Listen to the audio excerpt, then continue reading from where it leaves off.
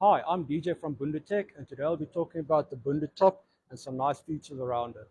The first thing I'd like to tell you guys about is this little awning 360 degrees right around the Bundu Top tent, and this actually allows for you to keep the window open or just halfway open in windy and rainy conditions without water actually coming inside the tent.